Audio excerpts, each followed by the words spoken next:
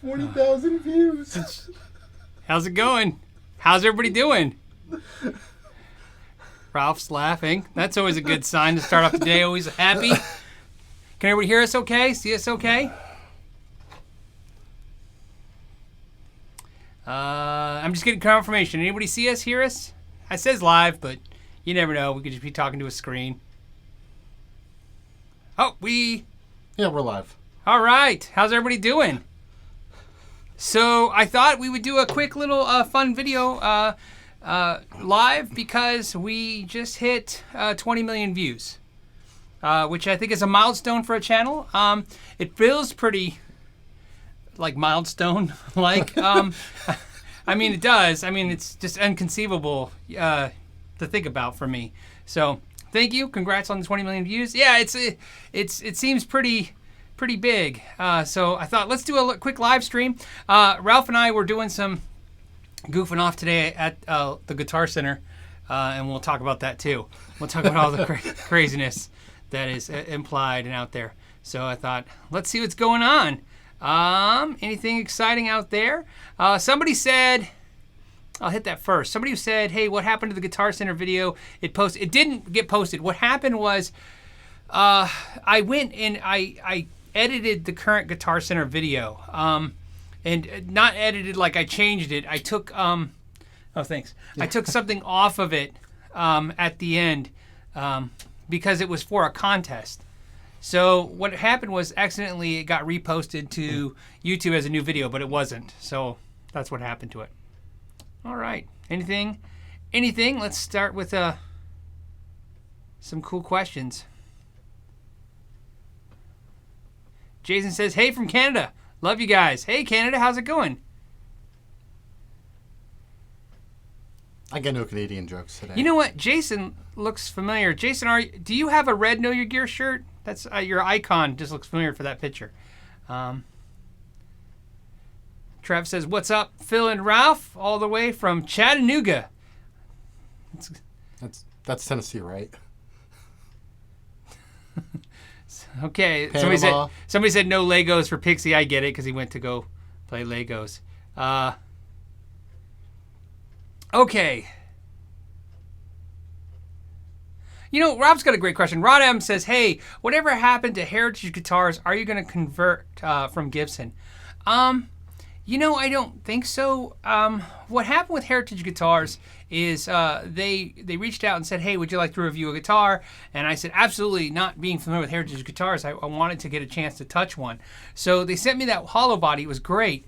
I didn't want another hollow body. That wasn't something I was looking for. But I got familiar with the neck.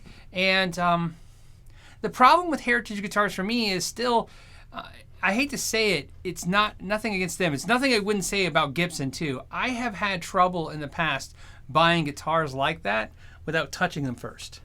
Yes. So I can't buy it online.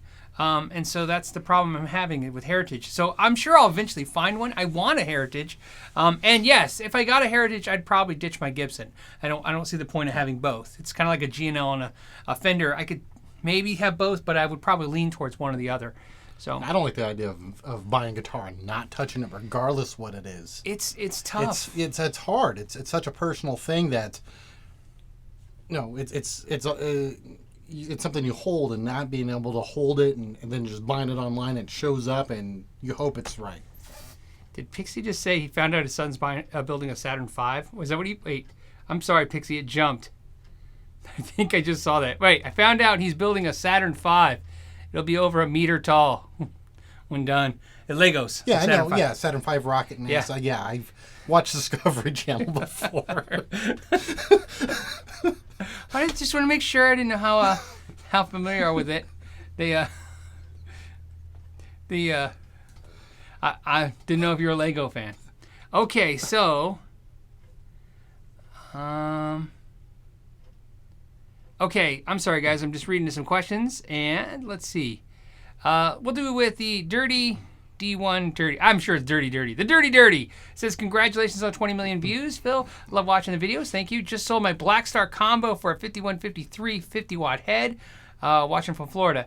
Yeah, I like that move. I like the Black Star amps. The 5150 head, the 50-watt head, Yeah. is, I think personally, it's one of my favorite amps out there. If they would have put the 2 dirty channels combined and left the clean channel separate, that amp would be right here behind me playing all the time. But that was my one frustration. Even though, to be honest with you, I kind of feel like I could still use it any which way. It's still a great amp, and for the price, you can't beat it. I mean, for 50-watt heads out there, it's a really quality amplifier. And if I was going to need a great gigging amp, that would be one I'd look at. In fact, when I was in Nashville, I almost bought the 50-watt 112 combo. There was a used one at a Sam Ash. And if it, to be honest with you, if I was in town and I found it and at that price, I would have bought it and brought it home. But I was just thinking about how they got to ship it, and I couldn't take it on the plane.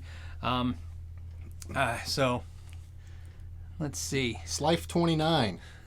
Is there a piece of gear that you changed your mind on or grew to appreciate over time? Both. Well, just recently. I just bought a PRS SE 245 in Nashville and at the Guitar Center. That's what we were talking about today. We took it to Guitar Center today and I returned it. Yeah, I changed my mind on it. It was something I really, really wanted in the moment. And then I got home and I obsessed about it, so I ordered it and I got it, and it just wasn't what I thought. So I took it back today. And the opposite, I've had pieces of gear. You know, to me, one of the pieces of gear that I think always stands out in my head is the I got it, hated it, and then learned to love it was the Supersonic 22. That amp, for some reason, when I got it, I was in love with it, and then I immediately didn't like it, and then I immediately came back around on it again. It's just a weird that it did that. So yeah, I think that's something we all do, right? That's a normal thing, to love something and hate it and love it again. We were once at an Eddie Van Halen event. And Eddie Van Halen said, "If you love your tone, kill yourself." Remember that? Yes. And I love that saying only because, not because I think you should kill yourself if you love your sound. I just got the impression, like, yeah, I get it. What he's basically speaking of is that you're always going to be struggling to have this sound. And like an artist, you're a tortured artist. If you're pleased with your art, you're probably not pushing yourself anymore. So I think there's a little bit of that. I mean, don't think I think you should be crazy, but I think it's a good idea. I'll do one. It's I'm gonna say BClim 15 says, "Hey Phil, my first guitar, 10 years old, was a used Cort double cut. Whatever happened to Cort? Cort's still around. Cort and Samick guitars have both leaned towards acoustic guitars. So Cort guitars, just like Samick, are a large OEM. They build products for other guitar companies. Cort mostly being recognized for building a lot of the Ibanez guitars. In fact, a lot of Indonesian guitars, Cort was in Korea, now they're in Indonesia. A lot of serial numbers that start with IC stand for Indonesian Cort.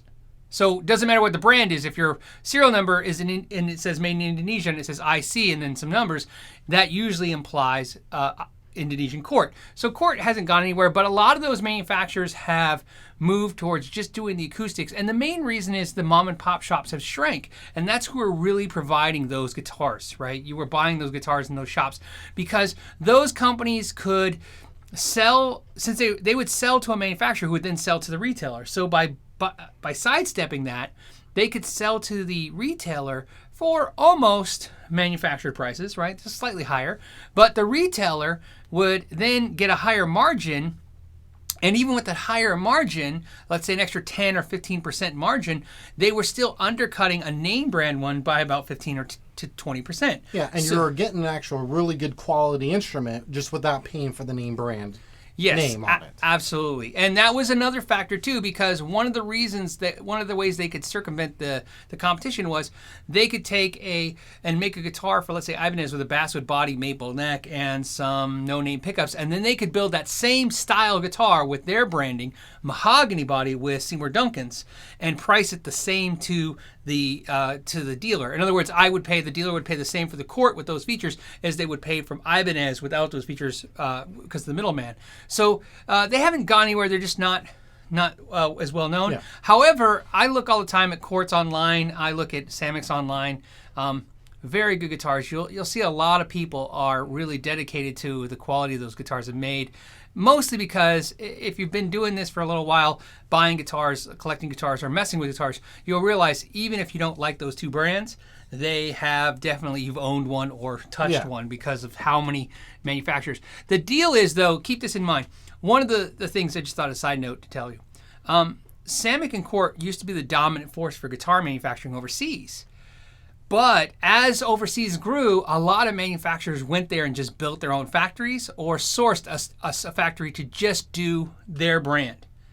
So that's a big deal. I believe, and I could be wrong, but I think I'm 90% right on this, so I feel pretty comfortable saying this. You know, Ibanez purchased a factory in Indonesia. So the current factory that builds premium Ibanez in Indonesia, as far as I understand for Hoshino, is an actual owned by Hoshino factory, the first factory they've ever owned. So they've been doing Ibanez out of that factory. So it's kind of a cool precedent for them.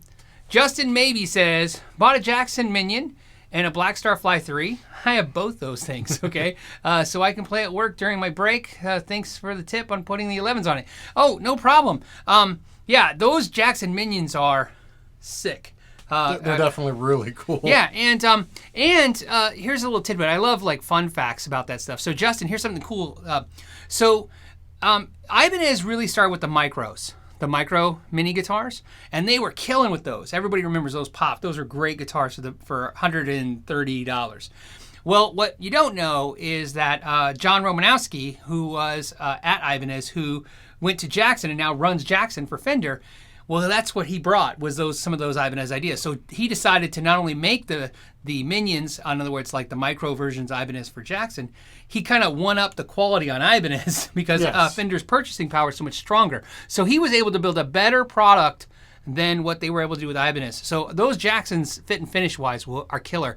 The micros are great, but if you go into a store and A/B them, you'll see the Jacksons every time have a little bit better fit and finish on them. They're definitely worth the $20 more. Absolutely. Sean T says, hey Phil, hello from Australia. Hello. Ever seen the Ibanez Valbee amp? 5-watt tube amp. No. Thoughts? I've seen, look it up. I've seen the, like all the Tube Screamers type amps and stuff. Ibanez has dabbled into the amp world, and my experience with them were always pretty good. Definitely the Tube Screamer amp was a decent amp. But he's going to look it up, and then that'll refresh me. Because after a while... let's see. Carlos says, hey, from Panama, Latin America. So, hey, how's it going? Chris is from Goodyear. I'm assuming Goodyear here in Arizona. Goodyear's a little north of us. West. Is it west? Yes. But it's northwest, right? It's no, it's on the way to California, dude. Oh, it is on the way to California. I need to get out of the house more. Okay, so let's see.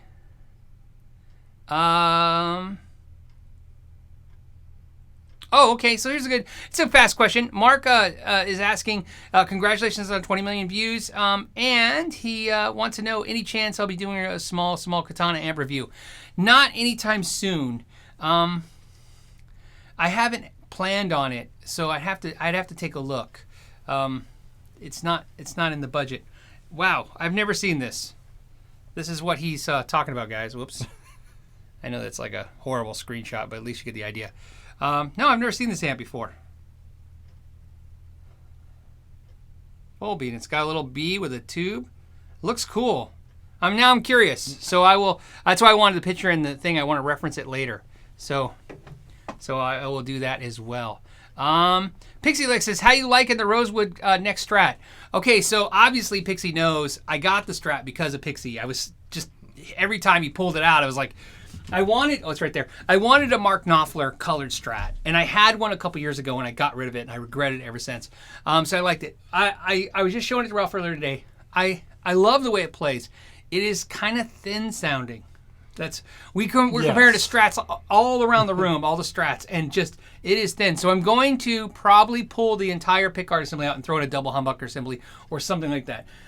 It plays fantastic. It plays fantastic. It's just not pushing the amp at all. So yeah, it's very, very mid-range and tinny, no bass whatsoever. Yes, but it's great. And I could compensate with the amp just by adjusting, but I'm just gonna mess with some pickups. Okay. Oh, here's a good question. Brian Clark, these are good questions. I always wondered when people would start asking me questions like this. Brian Clark says, how much can a place like Guitar Center reduce the price of a new guitar?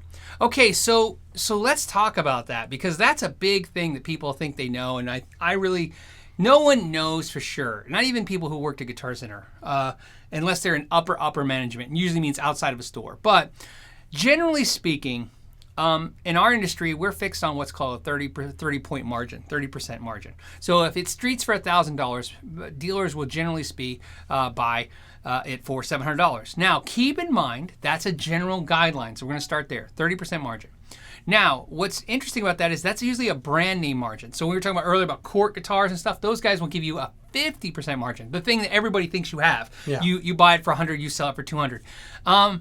But that's not usually the case, like I said. Now, Guitar Center generally can get a 10, 15, or 20% more margin than the smaller stores, right? That's a bulk buying discount. So, for instance, Guitar Center will do a double mark. In other words, if it sells for $1,000, they expect to pay for $5,000. But that doesn't include the Guitar Center has two terms that they use, right? They use the hard cost and the soft cost. The hard cost is just going to be just the physical price of the guitar.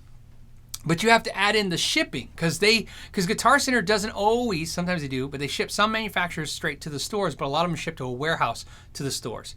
So there's going to be added costs. So a Guitar Center can discount in likeliness a 30 and 40% margin pretty safely on most items. But here's the trick about that to begin with. Then there's a secondary issue, which is called sell-through. So that's the thing I want to talk about, because that is always what makes the most sense and why sometimes people get frustrated with a retailer like Guitar Center.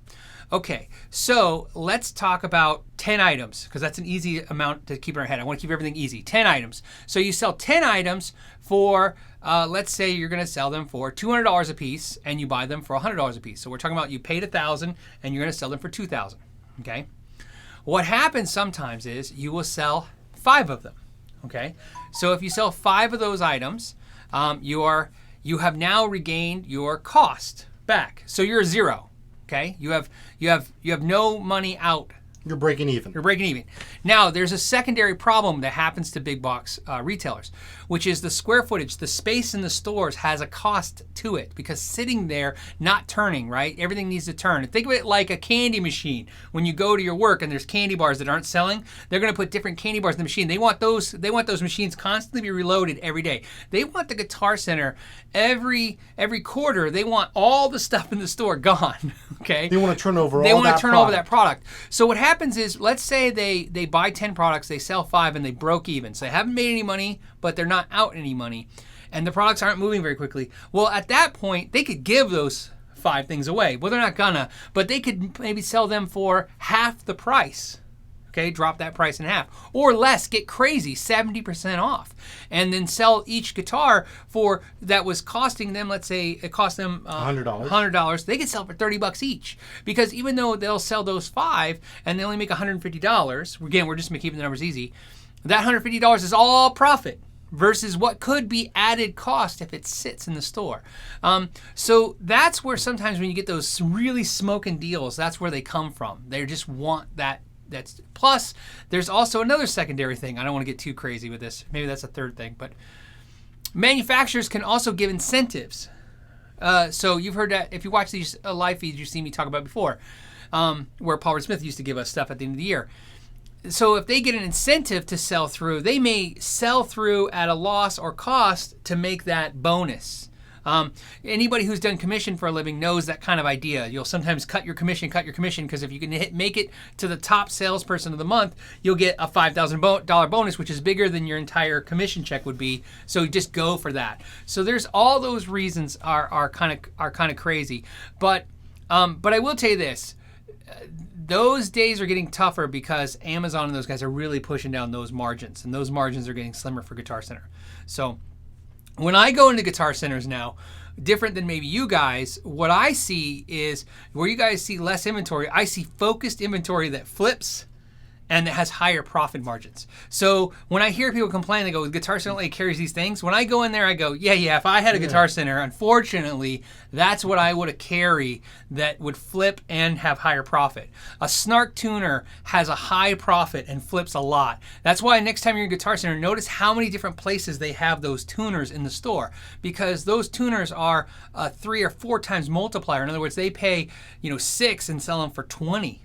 Right, so or they can buy them down probably as wholesale, probably down to $4 or $5 a piece. So $4 a piece, selling for $20 a piece, and we're all buying tuners. That's the reason why too. When you go in there, it's $500 guitars. 95% of the store is because that's what everybody's buying. It's buying $500 guitars. Yep. It's going to constantly move, and you go in there and you start looking for a nicer guitar, and it's not there. It's because it's not going to move. They have to sit on that product longer. Yeah, they're focused on a price point logic, which is no different than Target and Walmart now. It's not very exciting. I'm not saying it. I'm not justifying it. I'm just explaining it. The other thing about Snark tuners or tuner clip-on tuners is something to realize maybe if you're not in retail. What's great about a tuner is everybody's your customer. An acoustic guitar player, electric guitar player, a metal player, a jazz player. Right? Strings. Acoustic strings are different. So if I had to buy strings today, I have to buy acoustic strings, I have to buy jazz flat wound strings, I have to buy regular electric guitar strings. If I buy guitar straps, you buy some that are designed to tie onto acoustics. I mean, there's products that everybody buys, but a tuner is a one SKU, one person, or everybody buys it, one SKU thing, and it's high profit, high turn. Guitar, bass, banjo, ukulele, everybody needs it. Yep, high turns and high profit. So yeah, they love that. Okay, next. Okay, so Jose Cruz says, to confirm, I wanted to know is it true that Paul Reed Smith CE, CE, or Cat Echo, right, Charlie Echo, sorry, I should go back to the Army days, has a tremolo system that is the same as the SE, okay? Or better said, the actual overseas version. Yes, that is absolutely true. The Paul Reed Smith Made in USA CE Charlie Echo bolt-on neck custom 24 is made in the USA. It's made in Maryland. The neck is made in Maryland. The body's made in Maryland. The tuners are imported from an overseas importer. The bridge is imported. It's the same exact bridge in the Korean-made guitars. I don't know if it's the same made one in the Indonesian model standards. I've never really asked. But those I'm not guessing. Those I'm telling you for sure. And so those are some of the components they did to drop the price. They're not using the Made in the USA bridges. So yes, that is true. Now, on a side note, I want to say that as much as I really like and understand the quality, this is an American Custom 24 with the American bridge. These are the solid brass blocks. This is the aluminum base. It's really high quality all the way around. Interesting enough, I've messed with this, and the CE SE inexpensive bridge has more, less chime to it, so it actually sounded a little warmer to me, and I liked it.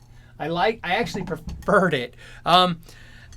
I haven't been able mentally to get myself to put one in the American neck guitar, but I kind of want to. So I just want to point that out, that it is different, but it's different. Okay, so next question. Whip Jr. says, GuitCon, question mark. Yes, GuitCon. Did you know about GuitCon? So GuitCon, he's going to look at me funny. GuitCon, if you haven't seen the announcement on Henning Pauly's 42 channel, yes, GuitCon is happening September 23rd or September 24th to 30th. It is 20 YouTubers. Was this Germany? It is going to Germany. Yeah. When did you say Germany, dude? Going to Germany. So here's what's going on. So basically 20 YouTubers are being flown to Germany and put up for the week, and we will be hanging out with manufacturers that elected to be there, and they are going to let us videotape reviews. So it's basically a giant review con, right? Like Namm, but there's no public and there's nobody there everybody's there to help make the videos. So it's Pete Thorn, it's Music Is Win, it's Pixie Licks, it's Robert Baker, it's the Tone King, it's me, it's Henning Pauly, it's Mary's What?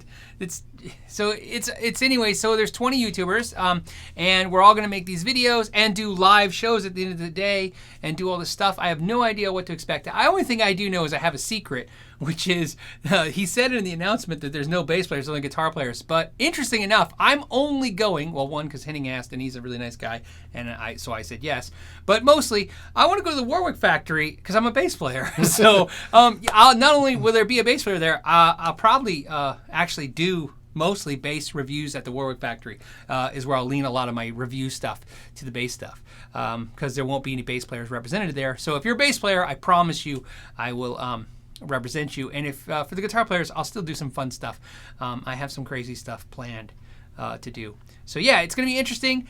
There's nothing you have to do. There's nowhere to go. Just you'll notice all of a sudden, if you watch a lot of gear review channels, a lot of review channels are going to have a lot of videos looking like they came from one place. That's the place. So that's the idea. It's an interesting idea. It's never been done before. Some backstory on it that I thought maybe is interesting to you guys is that this is an event that they've kind of done yearly without YouTubers, with big party and a stage and rock stars and all this stuff. And they're thinking, hey, there's this community out there, which they're talking about us. That's really what's going on.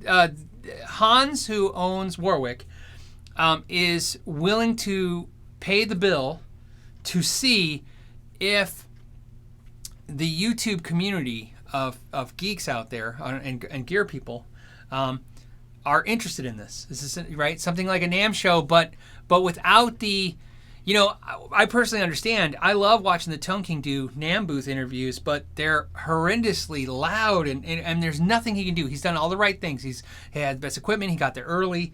And it's just not set up for YouTube videos. And to me, watching them, it'd be more pleasing if it was set up for you, the viewer. This isn't about YouTubers. This is about creating content for you guys that is just for you. So in other words, ignoring the people walking around, ignoring the event itself, creating the content to see if, and I think with the live shows, what I think is going to be an interesting idea is you could literally watch a channel where maybe Pete Thorn demos a piece of gear. You guys could then say, I'm curious to see what Robert Baker thinks of it. And you could instant message him or address him on a live feed that day. And the next day you could see what Robert Baker says immediately after Pete Thorn. And not to see what two people that do YouTube videos think, but to see different perspectives and maybe get an additional video, so it'll be interesting. We're all going to do this for the first time together. All the viewers, so there you go. Let's see. Vintage 6 String said, funny you should say red KYG shirt. T-Chip didn't send me my red shirt. Yeah, most of the people I saw, it looks like about half the people got their shirts this week. So if you're a little further out, you're probably not going to get it for a couple more days. I see that last shipment. If it's been longer than that, just contact them. Everybody keeps telling me the same thing. They messed up. The problem with T-Chip, I keep saying this, is they make T-shirts, not guitars. So when we made the same logo with different guitars, they don't notice the guitar's different. I never thought of that in a million years. It's like asking your mother, right, to grab my guitar, my Strat, Mom, and she's like, which one's a Strat? They're all guitars. So what's happening is when they're taking orders, they are looking at a logo, and to them, a Les Paul logo, Strat logo, the PRS logo, all look the same. They're all guitars. I'm smiling because it's kind of funny. It's something we've all kind of experienced, right? When somebody who's not into this like we are doesn't see it. So everybody I've talked to is either being handled or they've been handled, and everybody's pretty much telling the same story. If they messed up my shirt, they gave me a second one for free. So it's pretty cool. I have nothing to... T-Chip's a little slow, but I like to point this out. So far, every time I've had issue with them, they've fixed it. So, and not that it maybe matters to you guys, but something that I think is also interesting is not only do they seem to always reship or take care of the customer, they haven't been penalizing me on because I get a percentage of the shirt. They haven't drafted back or done anything to me. So far, that's pretty cool. I just wish they were a little faster, but I've done some stuff to help them before I jump ship. Okay, so let's see what else we got. There's 502 of us, 501 of us. One of us just left. It's probably the guy with the thumbs down. He's like, I'm out. So it happens. Yeah, see, Scott put, my shirt had a Strat and ordered a Les Paul, LL. Yeah, contact them. You know, they fix it. They'll send you another shirt. They'll send you the right one. If they send you the wrong color, they'll send you the right one. I'm definitely getting the sense they're a new company with growing pains. So I'm trying to see if they're improving. If they don't improve, we're going to have to go to another supplier. That's just how it goes. But, okay, what else do we got? Anything exciting? You see anything? Yeah, it's kind of moving right now. I know.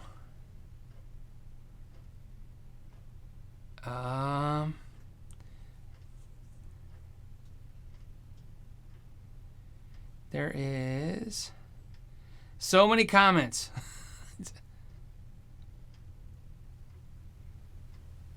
Oh, Adam's here. Adam from Carter Vintage Guitars. Hey, Adam, how's it going? I need to hit your site again. I was on it the other night looking at stuff. Okay. Still in the mood. Terry Bear says, hey, Phil, so how about that new Gibson Custom Shop Les Paul with the built-in overdrive for $5,600? Desperation mood, sign of how bad things are going. You know, what's funny is we're at Guitar Center, and so I'll tell you what happened, because it was kind of looking for SGs again. Yeah, he wanted a Gibson SG. There's a Guitar Center by my house. That's why we went there. So we went there and we looked, and there was no SGs, but they hit us as soon as we walked in. They said, hey, so you know, all the Gibsons on all the Guitar Centers, not on sale, they are all discounted. They're all marked down. They're all marked down. So all the Gibsons went from like 22 to 18. So all the Gibsons had dropped in price. And I asked them, is that because the new models come out? They didn't know. Yeah. And they said they didn't see. But no, but to answer Terry Ware's question about the $5,600 Les Paul, I have a question for you guys. Because I have recently just been in a lot of music stores lately. In California, Tennessee, here. What I notice when I go to all these stores that have Gibsons, and I must be missing something. There's always like 6 or 7 $2,000 Gibson Les Pauls, and I can't touch them. Yeah, they're like this far past this far past where my hand can reach them, and then there's the Epiphones. So I play the Epiphones, and I go, well, I don't know why I just don't buy these. And then I look at the Gibsons, and then there's always like 3 or 4 of these $5,000 and $7,000 and $8,000 Les Pauls, and I'm like, who's are buying these Les Pauls? Now I understand people have money and people buy guitars. That's not what I mean. What I mean is, I picked. Every once in a while I get crazy, and I'm like, yeah, let me try that. And I play this like $6,000 Les Paul, like Terry Bear's saying, and I'm like, yeah, this is cool. But I can't tell the difference. And so here's my question. I'm not saying I should know better, but I'm saying with all my experience repairing guitars, owning guitars, and I can't tell a huge difference right away touching what makes a guitar double its price. So I'm always curious too. Am I missing something? And please don't tell me that it's it's because it's a reissue. That's not what I'm getting at. What I'm getting at is, so the answer to the question, I don't know what these $5,000 Les Pauls are. Sometimes I pick them up and I just don't understand where the market is for them. And I wouldn't understand why you would do a built-in overdrive. Yeah, see, okay, I know it's going to be killing this, but Mr. Kareem33 said, T-Chip said my first order got stuck in customs to Australia, so they sent a second one, and the first one arrived 2 weeks later. Right, and so that's what I'm saying. You got both shirts. They gave you 2 for 1. Yeah, I don't know how they're making any money on us right now, because I think they sent 2 shirts to 20-30% of the shirts have been sold, so we'll see. But like I said, if they don't take care of you, let me know, because I'll email them. But so far, I haven't had to. Every time I email them, they always respond with, we took care of the customer. And then when I get back to you guys, you goes, yeah, they got it. Where'd it go? There was a question here. It was from Wagyu. All right. I think I can remember enough of the question. His question was, his daughter was looking at a Kramer, 86 Kramer. Okay. I forget what model. Floyd Rose. Right. Should he get it for her because she's going from acoustic to electric, or is the Floyd Rose going to be too much of a problem? I generally recommend not having a Floyd Rose as your first electric guitar. Here we go. Wagyu. Yeah. My daughter is eyeing my 1986 Kramer Pacer. Should I give it to her or give her something with a fixed bridge? As a Floyd Rose would be a pain, for someone used to an acoustic? Okay, that's a different question because you already have the guitar. So, if it's against the body, if the Floyd's against the body, not floating, I say go for it. If it is floating, I would block it. That's what I would recommend. There was a video. Didn't we do a video? Yeah, about that? I did a video about blocking the trem. Watch that video. The reason I say that is you don't want to frustrate somebody when they're switching instruments. It's a she's going to take her acoustic knowledge to the electric guitar, which should really be in her favor, right? Going from acoustic to electric is easier. Usually smaller strings, lower action, a little easier to play. Let's not add to the problem because she can't tune and do odd tunings and stuff. So I say give it to her. And then here's why I say that. If I'm just going to tell you, I always tell everybody what I would do. I can't tell you what to do. I would give her that guitar, let her play it. Then once you know she likes electric guitar, this is something she's bought into, that she's like, okay, yeah, Dad, I'm our electric guitar player as much or more so than an acoustic player now. Then you take her to pick out her electric guitar, and she can have that personal experience of touching it and playing it and saying, okay, this is what I want, and that's what I would do. And because you have that opportunity anytime you can do that. You know, what's the saying? You get what you get and you don't throw a fit. So she gets the hand-me-down guitar until she proved that she's into it, and then there you go. Let's see. Can you put bridge covers on Mexican standards? I'm not sure what that means. You mean the single coil covers? The answer is yes to all the questions. You can put metal covers on humbuckers and you can put plastic covers on single coils. I hope that's close. What? I'm reading Jose's. Okay, it says, should I buy a Fender made in Mexico by people in Mexico or made by people made in Mexico in the USA? I know, everybody always says that. Yeah, I get the humor. I don't know. I still find that joke funny. You know, Ralph's been to the American Factory. I've been to both, and the Made in Mexico and the American Factory. And yeah, and people go, should I buy the Mexican or should I buy the American? Easiest way to answer this: do you need the 22nd fret? Yes, Yeah, buy the American. No, buy the yeah, Mexican. That helps. They're a both lot. cut in the U.S. Most people switch out the pickups anyways.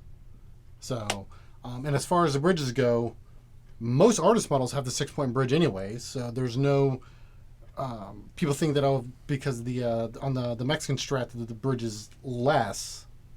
In reality, it's what most of the artists have. Yeah, I have both, and you know, I got a video that explains it, so I just stick with that. Okay. All right, let's see. Where are we at? We're about halfway through. So let's see if we can find some Framus guitars. Arnie Music. Hey Ryan, what's up? Framus guitars, thoughts? I don't know. I'm going to be at their factory. Anything you want me to check out when I'm there? I'll be checking out that stuff. I will spend a lot more time probably at the factory. Hennings, that's the first thing he said to me. He goes, you'll probably want to, spend more time at the factory. I do. I want to. I love factories. So, yeah, I would like to spend some time doing that stuff. So I will let you know what I think of Framus. All I know about them is they're expensive. So, and I picked them up at the Namm show, and they were nice and they were expensive. But I would like to learn more about them. You can't really hear them at the Namm show. Yeah, which the is the Namm problem. show. I've said this before. Ralph said this before. The Namm shows. It's cool to actually see everything, but with like the Framus, I want to play it and hear it, and I can't because it's so loud there. The Namm show to me is like going to a boat show. You can just stare at the boats, but you can't. You can't drive them. You can't drive them. People like pick up. I see it in all the videos. I think that's what messes everybody up in the head. If you go and you watch all the videos of the Namm show, you constantly see people playing the guitar.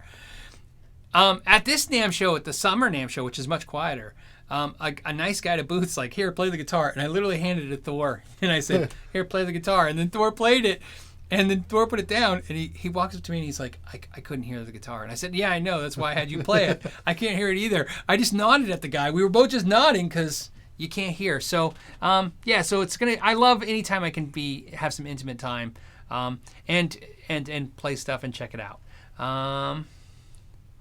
Okay, so Tolan Floyd says, "Hey Phil, just picked up a Wampler Tweed 57. I love it. What are your thoughts?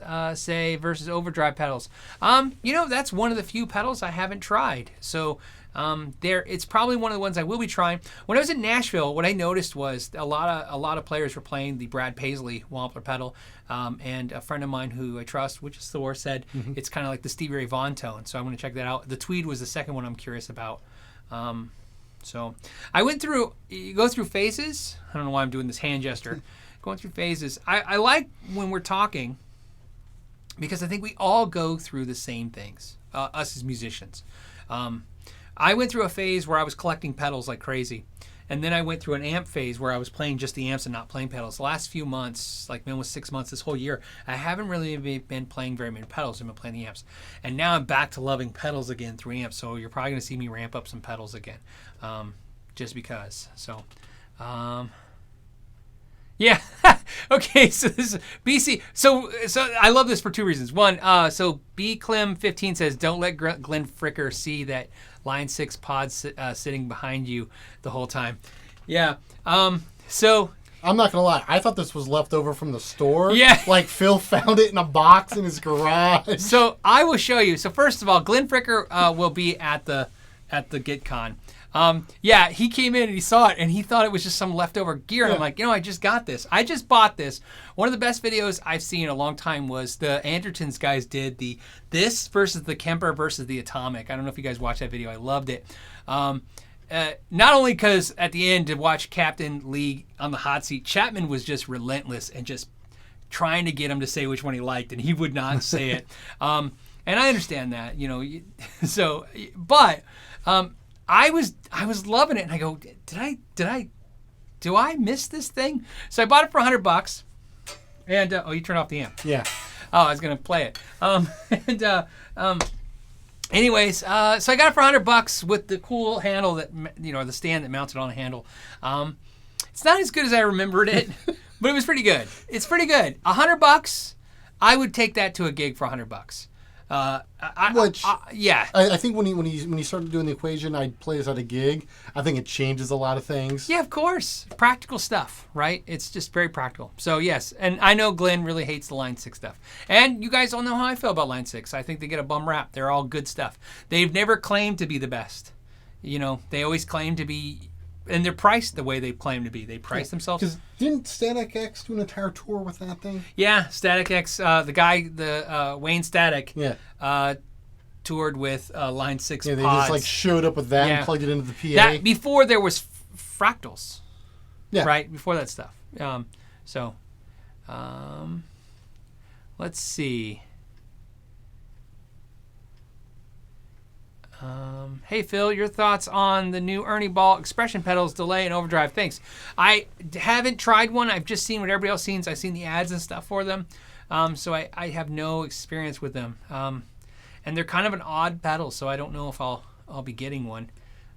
But you never know. Sometimes I just find stuff. And speaking of Guitar Center today, I bought a guitar today. I bought a guitar at the Guitar Center. Actually, I love funny stories, so I'm going to share a funny story with you. So I wanted. Okay, so here's the deal. So when I was in Nashville with Thor really wanted a white LTD ES1000 with EMGs. And I was like, why? And he's like, I just want it. So we were hitting all the guitar stores. I was looking at Power Smiths and Gibsons because I'm stupid. And he's looking at these LTDs. And the whole time I'm like, you should get a Schecter. You get a Schecter for like $500. And he's like, no. And those LTD ES1000s are fetching $700 strong, $700. So he found one that was black. It was flat black with a quilted top. But he wanted white. So he didn't get it. Because it was like $800 and he talked himself out of it. So when I got back, I started thinking, going, you know what I need? I need a guitar with EMGs. I do. I need a guitar with EMGs. So I went online on Reverb, and there was a nice guy. I forget his name. I feel bad if he's watching. And I emailed him and said, how much does a guitar weigh? And he says, 8 pounds on the nose. And I go, great. And he says, hey, I love your channel. And he sends me a price.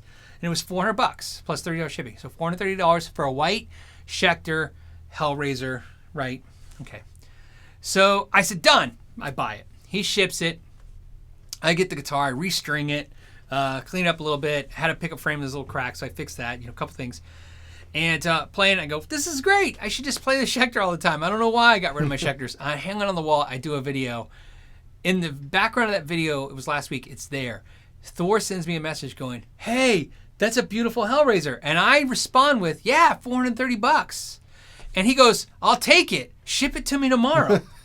And I'm like, so I'm looking there and my wife's staring at me and she's like, what? And I'm like, I don't think Thor understands. I just bought it for $400. I think he's told me, he thinks I'm saying it's $430. So then I started thinking, going, well, he was looking at guitars this whole time for $700. And I go, and that was a really good deal. So I shipped it to him. I shipped to him yesterday for $430. And I set it up and put new strings on him for him, did the whole thing, and put some strap blocks on it. And put it in a case, shipped it off. So that's why the story's funny is this. So today when I was returning my PRS and he's looking at Gibsons, there's a Schecter Hellraiser in purple sitting on the wall with a case and everything, and it was perfect. And so I bought it, except for it's in pawn clearance, so I can't have it for a week. So, and for some reason, because I'm just going to say this because it was funny, this is what we were laughing about when the video started, nobody at Guitar Center understood their own policy. Their policy said on the tag, you can't have this guitar until a certain date. The 13th, August 13th. August 13th. So I walked up and said, hey, I want to buy this guitar, and I'll pick it up on the 13th. And they said, oh, you want to put it on layaway? And I go, no, I want to buy the guitar.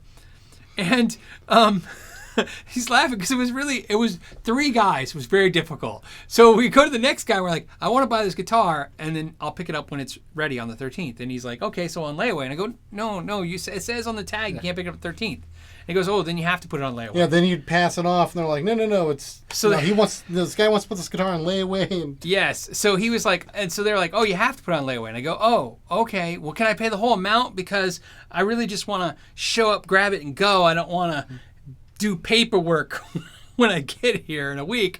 Then it was, you want to pay the full amount for a layaway? Yeah, and then they're like, you want to pay a full amount even though it's on layaway? This went on for a little while. So, anyways, I got the guitar. I'll get it in a week. All right. Because it's on layaway, apparently. The next one. What do we got? Let's scroll down.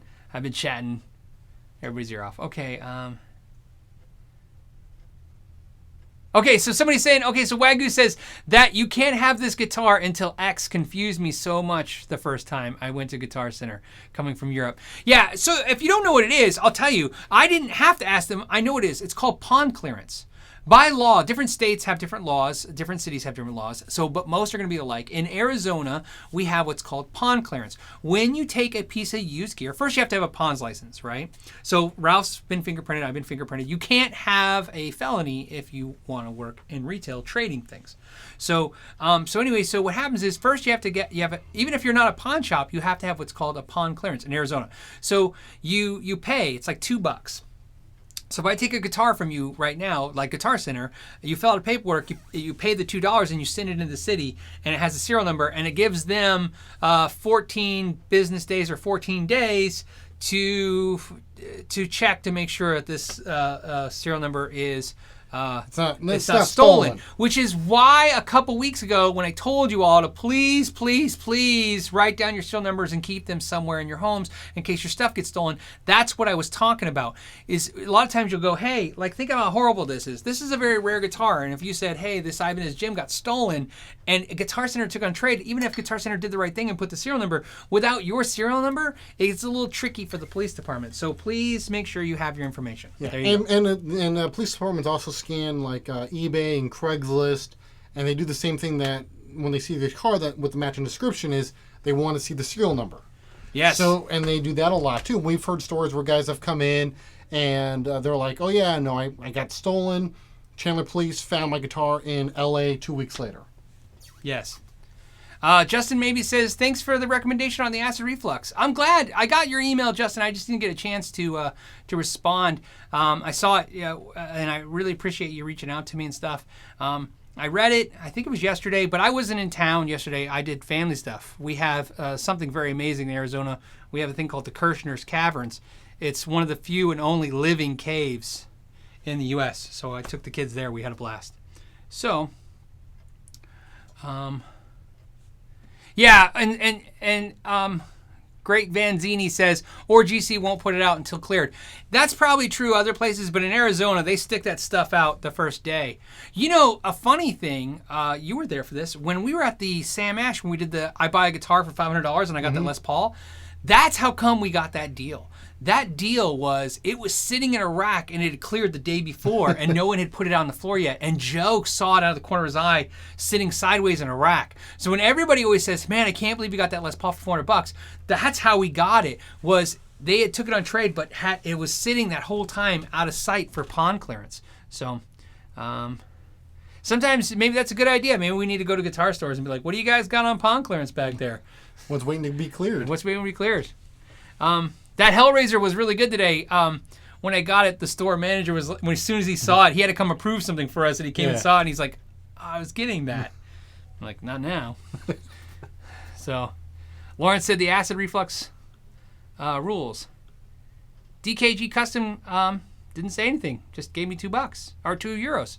Well, thank you, DKG Custom. I like your channel, by the way. So I should point that out too. So if you guys haven't checked out his channel, please check out his channel. Rehashing, but Israel Perez said, why'd you take down the GC video? I didn't. That video was, I had to take something off the end and it relaunched it. That was just an accident. There was a bunch of my videos remember towards the end of the 100,000 subscribers, I had all this like, win a t-shirt, we're giving to charity, all those things. I had to chop them off. And when I chopped that off, for some reason, it relaunched it. I'm sorry about that, guys. The Guitar Kid says, hey, Phil, can I have your diamond guitar or the other diamond guitar? Oh, yeah, you know what? I don't actually have the other diamond guitar anymore. I just have this one. So, all right. PB Brown, hey, Phil, is it worth refretting a 28-year-old American Strat? If so, what's a fair price? Is it worth refretting? I'm going to say yes. If you like it, it's worth refretting. Refretting a Strat should cost about $125. Some people get crazy and try to charge $200 for refret, but I shouldn't say crazy, but the prices vary. How about that? So yeah, I mean, you could buy a new American Strat neck for $550 from Fender, serial numbered, but refretting is a very normal thing to do on a Strat, and it's one of the easiest things to refret. So I say take it to a competent person and have them refret it. The only thing about refrets is I always hate it. There's so many yahoos out there doing refrets. If you don't have a local person, just remember there's places you can ship them to in the U.S. that do great work. So, let's see.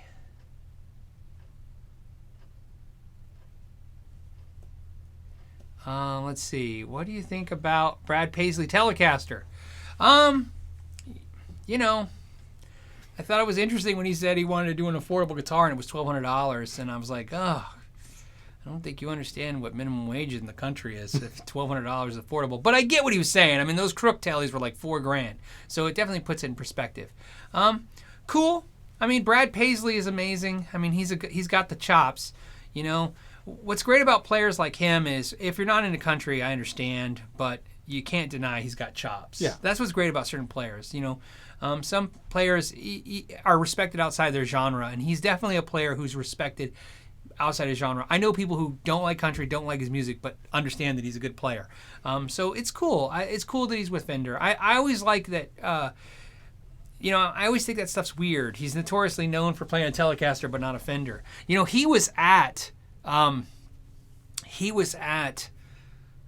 think he was at Bill Schultz's wake, which is the president of Fender. I can't remember if that's where I saw him, or if he was at George Fulton when they inducted him into the Hall of Fame. That might have been it. I think he was at the George Fulton induction to the Fender Hall of Fame. But so he's had a great reputation. He's had a great rapport with Fender all these years. So it makes sense that he's with them now, because they didn't have any bad blood or issues, even though he was playing a guitar that looks like their guitar that wasn't their guitar. So, all right.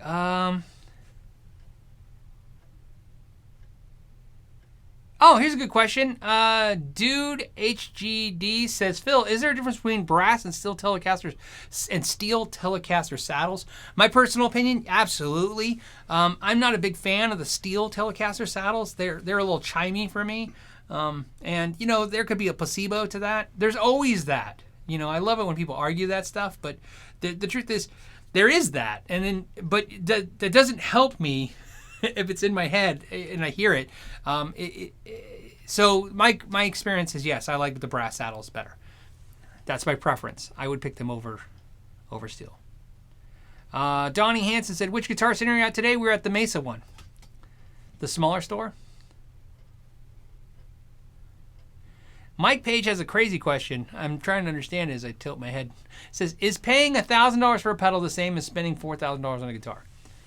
Yeah, I'm going to say, well, I understand where you're going with this. Great question, and that's why I wanted to answer it. In other words, I think what you're saying is $4,000 is kind of on the high end crazy of a guitar sale is $1,000. I don't think that's to me, that's not the same scale. To me, a pedal could be crazy at $600, where it's comparatively to a $4,000 guitar. Yes. To me, pedals get dicey for me. I had a friend, Chris. I still have a friend, Chris. I should say that. Poor Chris. Anyways, and he said this thing that's probably stuck with me forever. I bought this pedal for $300. And I was telling him some of the issues. I go, it's good. I love it, but I have this problem, and I hate it, but I love it. And he said, you'll never be happy with a $300 pedal.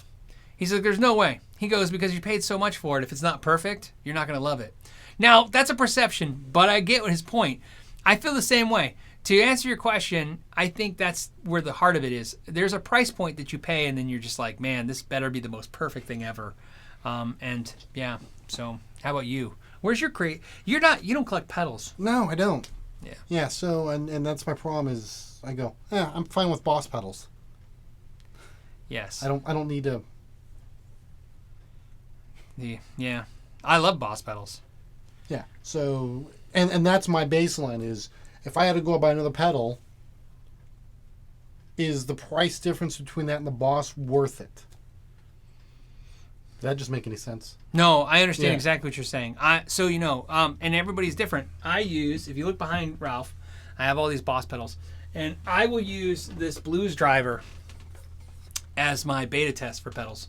I will buy pedals all the time, and I'll get home and I'll be like, all right, how much better is it than this $50 used Blues driver pedal? And it better blow it away. And I bought pedals. It's a true story. I bought pedals, A-B'd them, go, it's slightly better than this Boss, and I took it right back. Yeah. Because I'm like, I'm not paying $200 for slightly better than a $50 pedal.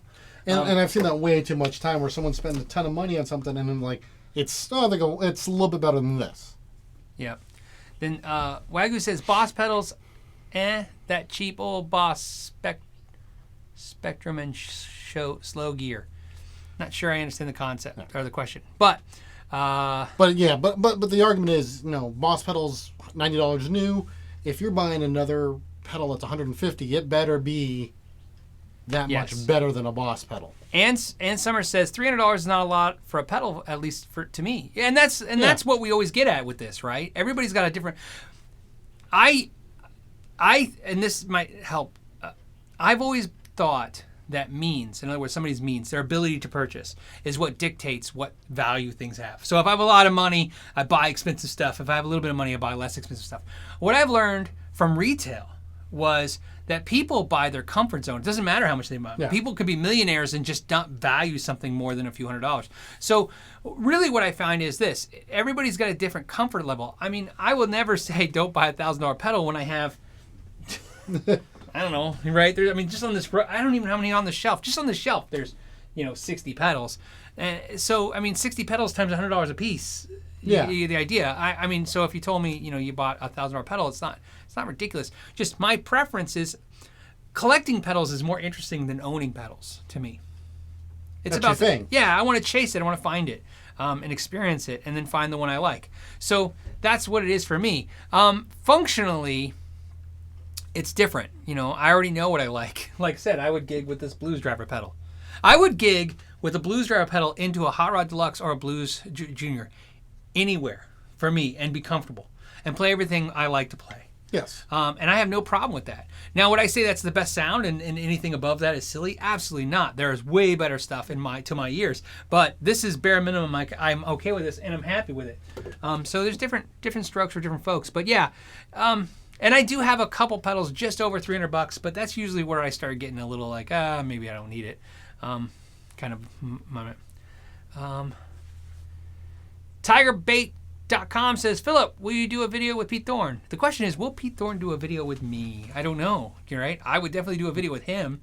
I'll like hold his guitar cable. Be like, here, Pete. Anything else you need? No, I would love to do a video with him. No, I think that's one of the things you can do.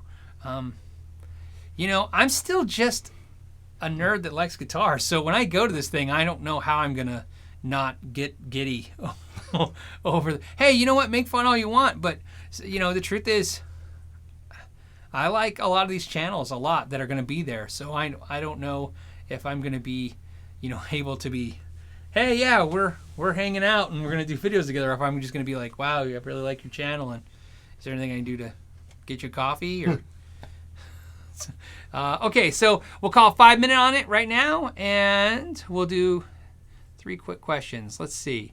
Let's see. Do I have a tube screamer on the wall? David, yes. I have a OD80 808, and I have a Joyo tube screamer. That's the vintage one right there. I don't have the Ibanez one. My Ibanez one broke. In fact, I was very upset about it. It fell off the back of my amp. It was sitting here when I was doing a video, and it fell on my carpeted floor 3 feet off my amp and broke. And so I don't have it anymore, and I haven't bought another one because it broke pretty easy. and through a design flaw I'd never seen before, which is that the power plug is mounted straight to the board, and it crushed into the board and broke the board off the screws, and so it just kind of sucked. Okay, so, but I mean, you could drop it 1,000 times; they're indestructible. Just I happened to hit it just right. Okay, last one. What do you guys want?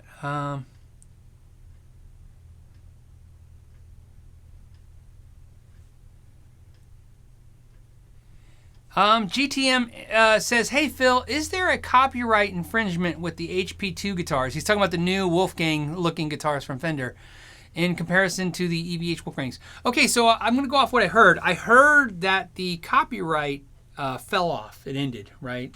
And that's why they were doing this. So I don't know. Generally, what I can just tell you is this. This industry is a catty industry, and they fight all the time about stuff. But usually when it comes to guitars, they like to fight about headstocks. So, I don't know.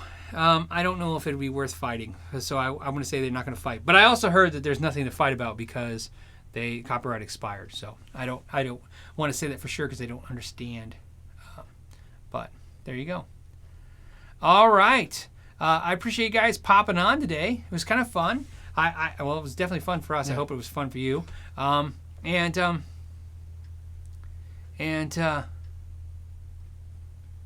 sorry, I'm still reading questions. You guys got, you know what it is? It's kind of cool to read what you guys all are saying. Yeah, it says 600 people here. Yeah, I saw 589 is where we peaked out, but still, 600 is crazy. Tone King said something. Copyright is done by back of headstock, and Peavey has a bevel on it in the front, not fully carved out like EVH. So yeah, that's the way I understand it too. TTK is that it's a headstock. The biggest kind of court case recently to pay attention to is the PRS one and how PRS won, and that's okay. Last question is Joseph. Whoops, let's click it. Oh no, Joseph just donated $10 to the channel. Thank you, Joseph. That was really cool. I appreciate that. Thoughts about definition of boutique? You know what? You want to keep going for a few minutes? Yeah, might as well. Let's do this one. Let's do the boutique question. Yeah, because you know what? These are always fun. I always worry about the rebroadcast being too long, but I really do enjoy this. So, what happened to my Floral Jem? That's right. Yeah. Oh, I can't see because we switched screens. Hold on a second. It's right here. Yeah. I love my Floral Jem. Okay.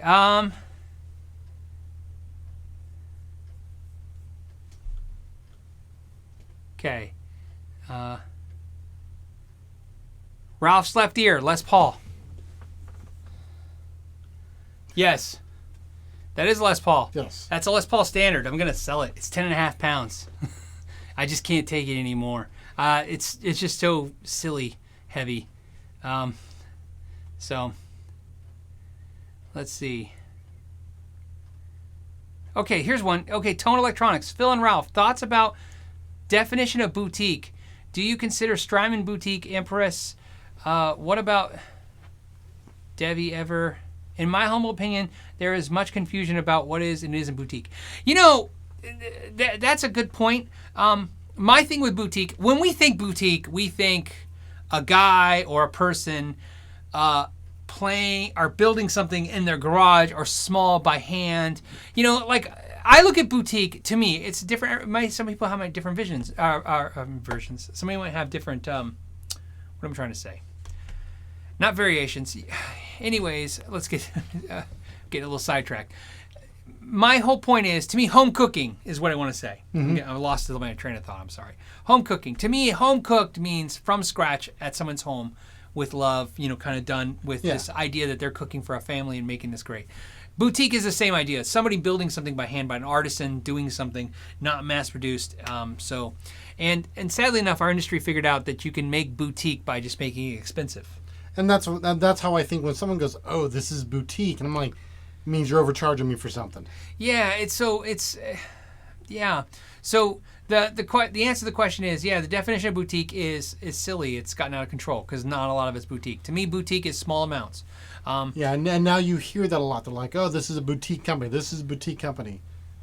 Yeah. Yeah. Well, now it's just overcharging me for something. Yes. Especially like with pedals, and we've taken them apart, and you're like, "Oh, they're all using the same boards. They're using the same casing that's from this manufacturer." But I'm okay with that. I'm okay with But again, they call it boutique. Right. And they upcharge it when it's really nothing. That's when I'm not okay. I don't want anybody slapping a facade on something and then calling it something better. So, yeah. Justin Maybe says, favorite fuzz pedal. Mine is the Way Huge Swollen Pickle. I like that pedal. Actually, so you know, Justin, it's not my favorite fuzz pedal, but my favorite Way Huge pedal is the Javelina. So this is the Javelina Germanium fuzz.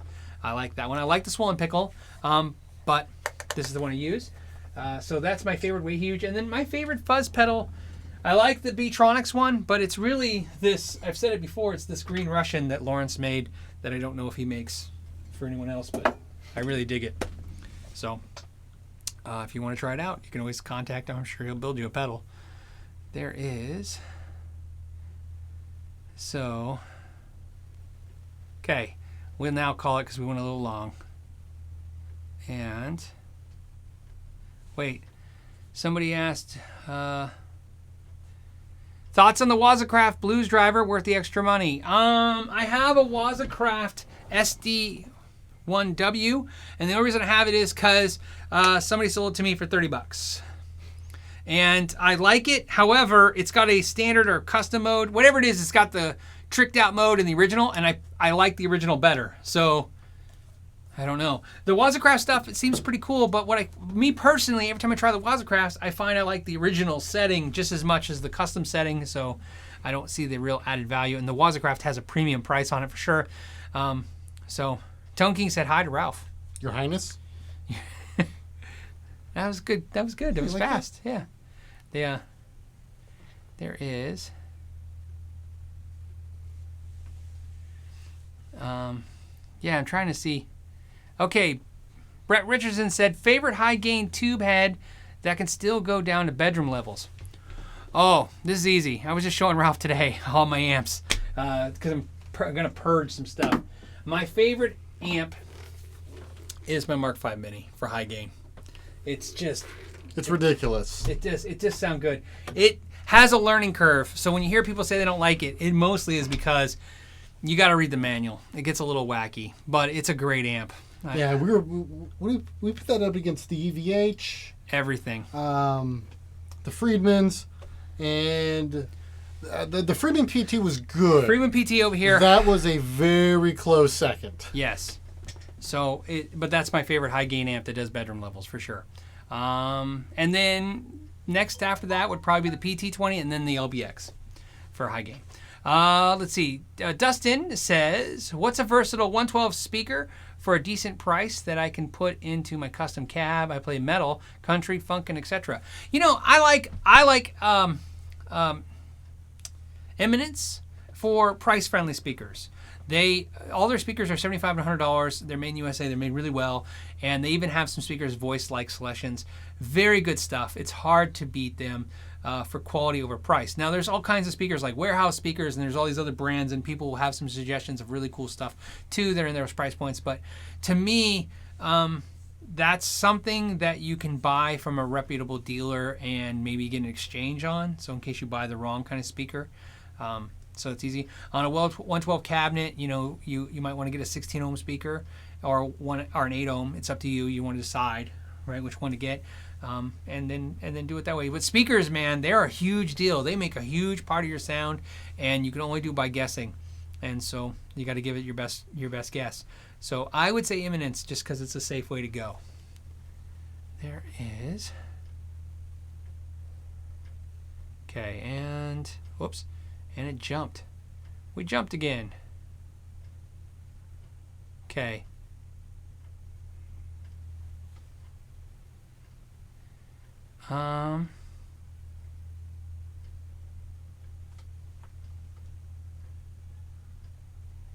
Immense Wizards. Okay, I just want to see what people are suggesting. So you know, somebody's suggesting Immense Wizards. I haven't tried the Wizards, but I heard they're really good. Okay, we're going to do last question. What do you like better, the Friedman PT20 or the Runt 20? Okay, I have both in this room, and I'm going to do a comparison video. It'll be out this week. And I will tell you this, which would be cool about the video. I bought both because I wanted to A/B them for myself. I decided I should probably videotape it for everybody to see, and I'm keeping one and getting rid of one. So it'll be interesting to see, right? Why? I'll give you my reasoning for why I'm doing what I'm doing. Okay. So I'm gonna have to agree with the Tone King on this, on the PT20. What? What do you say? PT20. Oh, PT20. He's like I said, I'm gonna have to agree with the Tone King. Yes. On the PT20. Okay. So all right, no more. What's it? No more plot. You know, trying to drag it out. Yes, I agree. This is the spoiler. So you know, I'm going to tell you right now. I agree with TTK, the PT20. The functionality, the Runt. Okay, so in my personal opinion, the Runt for its functions, having a clean channel and a dirty channel, being able to direct record, and being slightly less priced than the PT20, it was hard to beat, and that's why I bought it initially, because of better dollar value. But it's one of those things, even though the PT20 does one thing, it does that one thing really, really well. And it just, right? Everybody who's come over, I've had them, you know, play it, and I didn't tell you what I thought before. I just had you play it. Everybody's the same way, and everybody came to the immediate same conclusion. Wow, the PT20. Can't say it blows the Runt 20 away, but I can say I prefer it. So so you'll see why when I do the video, although you pretty much just saw. Yeah, the Runt 20 is good. It's not bad. It's just that the PT is just got that a little bit extra special. And then because this is the 20 million views, extra long video, somebody said, "What's the worst pedal ever?"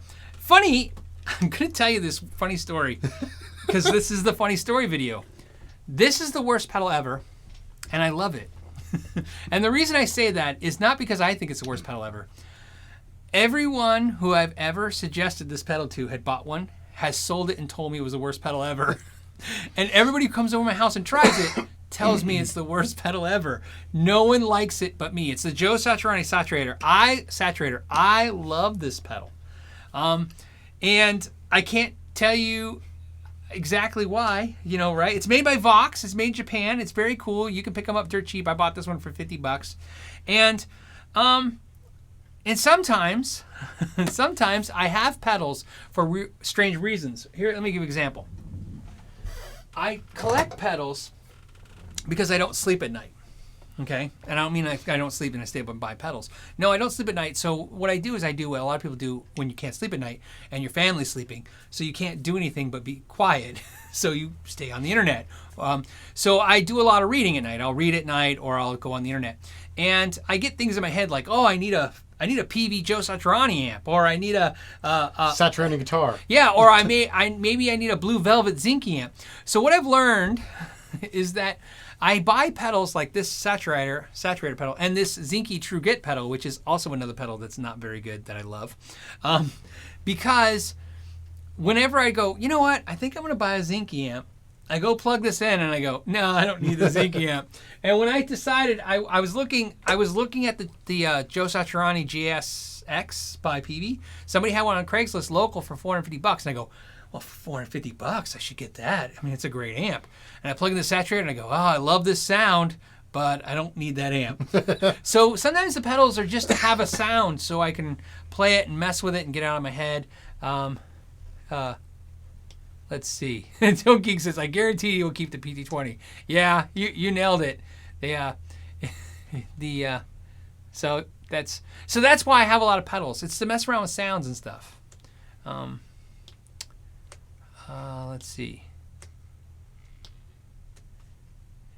Let's see. Not the Runt. Somebody said, not the Runt. What do you think about the Rat HRVS Hot Rod Valve Special Combo? I don't know it. I know the pedal. I didn't know Rat made an amp. The JSX. Somebody says, Denijus says JSX burn up. Yeah. Here's a good one. 1992 year says, I like the JS Vox Ice 9 Overdrive. That's another one I really like. In fact, so you know, I really like his delay pedal too. I liked all his pedals. I bought them all, and then I, for some reason, weeded down to this one. But yeah, I kind of regret getting rid of them. Just because they were large. I mean, it's a big footprint, but very good stuff. Very, very good stuff. Let's see. Somebody says they dream of pedals. I don't have dreams about pedals. But let's see. Could you add a Rosewood fretboard American Standard Strat to the Rosewood Neck and a Maple Neck American Strat comparison? Oh, I see what you're saying. It's anti-common core saying, like, on my Rosewood versus Maple Neck video, could I do a Rosewood? Yeah, I could do that. I'm kind of doing that now anyways. I'm kind of messing with the guitars as we speak, so maybe I'll film it.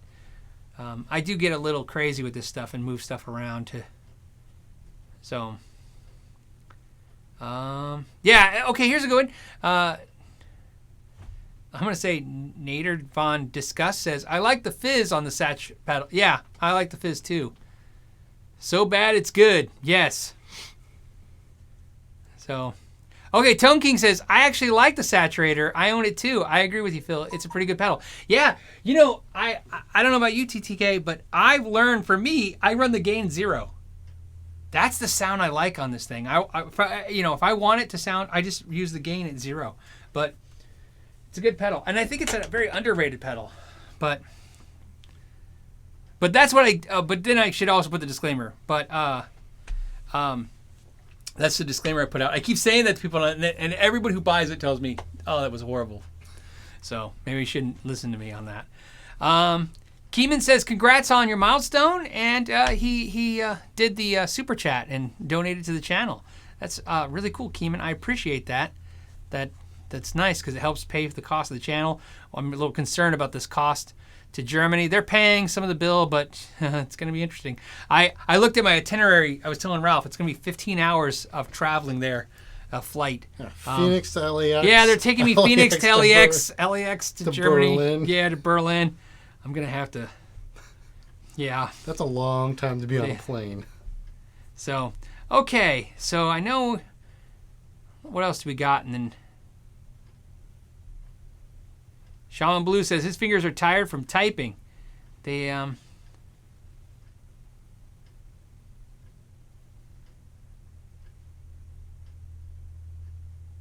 okay, and we'll do one last one and then we'll call it. There is, oh, what do you think of the new neighbor Immerse Reverberator? I like it. I have it. It's good. I did a review of it. You can watch it. I enjoyed the pedal very much. Now, that being said, I prefer the Boss reverb pedal. This is my favorite reverb pedal. I don't know why. I just like it. So there's no quality issues. That's probably, the Immerse is probably way better in quality. It's one of those things that you're just like, you can't figure out why your ear or your reaction is that way. But for some reason, this Boss 63 reverb pedal, I just does it for me. If I need reverb, that's where I go. And the Immerse, I'll use it as well too, but I go to that Boss one every time. So, and it's a lot, and it's less expensive. So, Mike Page says, was owning a music store worth it? I don't know, Ralph, was owning a music store worth it? Yes. Yeah, I'm going to say yes because he said yes. You know, the first couple of years was weird. Yeah. Because there was a huge learning curve. Yep. We had a really good peak. We had the recession. We had the bounce back from the recession on however big of a bounce that was. Yep. Yeah, it was worth it. Yeah. You got to do a lot of cool things. You do. We did a lot of crazy things. Had fun. Lots of experience. I mean, we had the store for 12 years. So it was a long time. I mean, that's not... Some people that won't be a long time. Some people that's a long time. 12 years. And I still kind of... This is the kind of strange thing. I still kind of own a store. I'm still involved with something that I'm still involved with. So I still have a store, kind of. I know that's a weird way to say it, but kind of like how partnership agreements are. I have partnership agreement with another situation, so I do that too as well. But at the physical store, it was cool. So yeah, I think it was worth it. You had good days, you had bad days. Yeah, I mean it's different. The truth is, Ryan from R&A Music's watching, and so he knows. He has the current business model in play that works, which is he's a lesson academy that has retail. Essentially what I call, he's the Pirate of the Caribbean ride, and he has a gift shop. So the money is in the ride, and the gift shop is the gravy, right? The retail stores, for the most part, unless you can make a large retail store, a big store, like Sweetwater, or a larger footprint store, that's the new business model in play. Your lessons, right? So what I can tell you this, I don't miss the store at all. I wish I could say I did. I don't, because I had 3 companies, so I was working 7 days a week. I used to tell everybody 6 days a week, but my wife would always point out on my day off I was still doing stuff. But I missed the lesson academy. So and that got transferred to another place. So it's intact. It's just somewhere else now. That's what I missed, the students. But retail, not so much, because the consumer went to the internet. So although you can fulfill orders on the internet, it's not the same as the one-on-one stuff. Right? If people still shop the way they did 5-6 years ago, I'd probably enjoy the retail a little bit more. Because we were really involved. Yes, and I think we started getting jaded with customers after a while. Yeah, because, you know why? It's because so I'll tell you this thing and then we'll let you go. So the interesting thing about the retail thing, and this is my thing I always point out, and anybody who's in retail for a length will probably say the same thing. We never had less customers. We always had the same amount of bodies walking through the door. So in the 12 years we had the store, if I was to take the last year versus let's say the second year, because you can't say your first year, second year, same amount of people walked through the door, but not as many sales. So you worked just as much, you just didn't sell as much. Yes. And that became the new retail. That's the new norm. People had more questions than they had purchase needs.